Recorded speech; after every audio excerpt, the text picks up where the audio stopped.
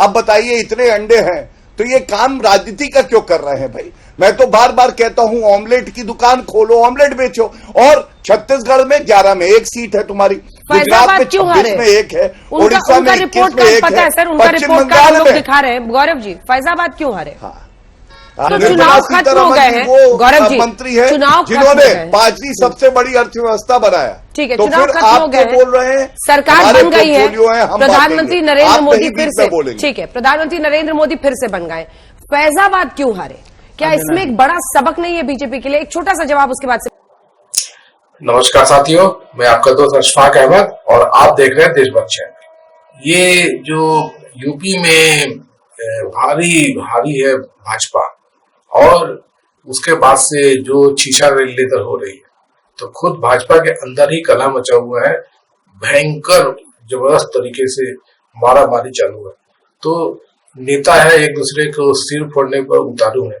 तो पश्चिम यूपी चले जाइए तो वहां संगीत सोम और संजीव बालियान जो सबसे बड़े नेता भाजपा के हैं पश्चिमी उत्तर यूपी से, वो एक दूसरे की जान के दुश्मन बने हुए हैं और एक दूसरे पे आरोप लगा रहे हैं। उधर पूर्वांचल में चले जाइए तो ओम प्रकाश राजभर और ये अनुप्रिया पटेल, ये दोनों सहयोगी दल है, तो इन पर दारोमदार था।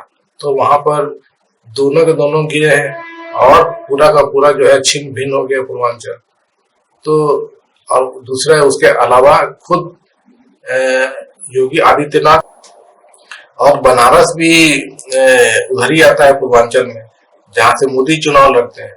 तो बनारस के आसपास सभी सीटें भाजपा हार गई। वो गोरखपुर के आसपास की सीटें भी जो है सब भाजपा हार गई। मोदी जी ले दे के जान बचाए बनारस से, नहीं तो वो भी हार जाते।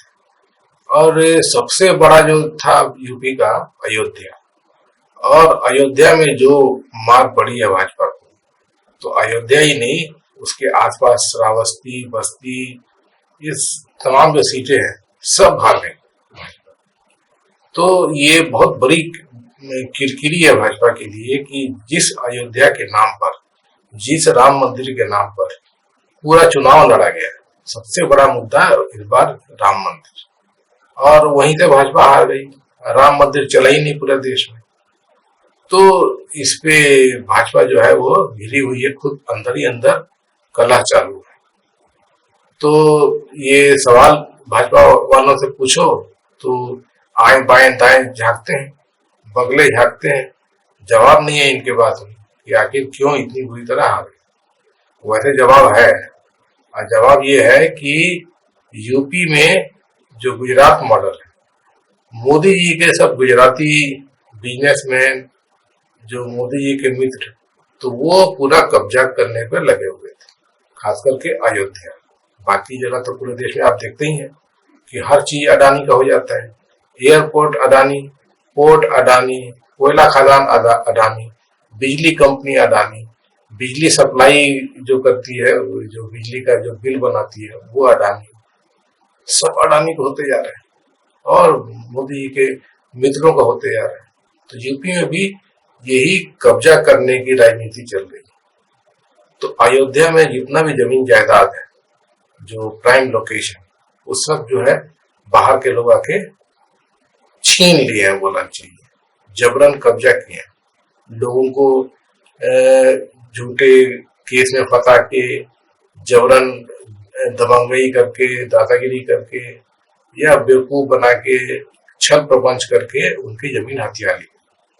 और उसके बाद में लोगों ने अपने दुकानें, अपने बिजनेस सेंटर ये सब खोल लिए और दूसरे धंधा भी किया जमीन का। तो पौने पौने दाम पे जमीन खरीदा और करोड़ों में जमीन बेचा। ये सब भी हुआ और इसमें मिली भगत खुद मतलब भाजपा के ही, जैसे जो वहाँ के नगर निगम के लोग थे, मेयर और ये सब जो भाजपा के लोग, उनकी मिली भगत से ये सब धंधे हुए थे। तो केस बहुत सारे चालू हैं। तो ये सब चीजें जो है जनता, अब देखिए जो जनता जो है जो वोट देती है तो उसी को वही पीस गई ना। इनके जो दिखा रहे हैं कि एकदम चमक रहा है अयोध्या, तो वो पिस गई, उन्हीं के जमीन जायदाद छीन लिए गए, उन्हीं का रोजगार मारा गया, उन्हीं के धंधे चौपट हो गए, उन्हीं के ऊपर मार पड़ी। तो वोट का जवाब दिया है और इसीलिए भाजपा हारी। तो ये वजह है मेन। और बाकी वजह तो जैसे महंगाई, बेरोजगारी, वो सब पे मोदी डाल के रखे हुए। और उसके अलावा जो युवाओं का समस्या, जो पर्चे फूटते हैं, रोजगार तो मिलते नहीं है, अब ऊपर से पर्चे फूटते रहते हैं, जिंदगी बर्बाद हो जाती है। फिर महंगाई का जो है महिलाओं के ऊपर में इतना बोझ, वो बढ़ते ही जाता है दाम। कभी ऐसा तो होता है कि भाई घटे या रुके, महंगाई का ऐसा है कि आलम की हर चीज बढ़ता है। तो मोदी जी ने पेट्रोल जो है, जो यूपीए के जमाने का था रेट, बढ़ाते बढ़ाते 100 पार करा दिया। डीजल भी यदि बढ़ाते बढ़ाते 90 पार करा दिया। एलपीजी गैस 400 450 का था, तो बढ़ाते बढ़ाते 1100-1200 पे आ गए। और बाकी जो सामान है उस पर जीएसटी लग दिया, तो वो भी रेट बढ़ गए। तो ये सब चीजें आम आदमी की जिंदगी में ये मैटर करते हैं। तो ये सब मिला के जनता ने जवाब दे दिया है। और यूपी में खास करके सबसे ज्यादा जवाब दिया, जहां से मतलब दिग्गज लोग, मोदी जी चुनाव लड़ रहे हैं, योगी आदित्यनाथ का किला, और बड़े बड़े जो नेता यूपी से ही आते हैं। और यूपी में पूरा साम्राज्य था बोलना चाहिए, क्योंकि समाजवादी पार्टी, कांग्रेस, मायावती की पार्टी सब साफ हो चुकी थी। उनको 2014-2019 में इक्का दुक्का कुछ सीटें मिले बस।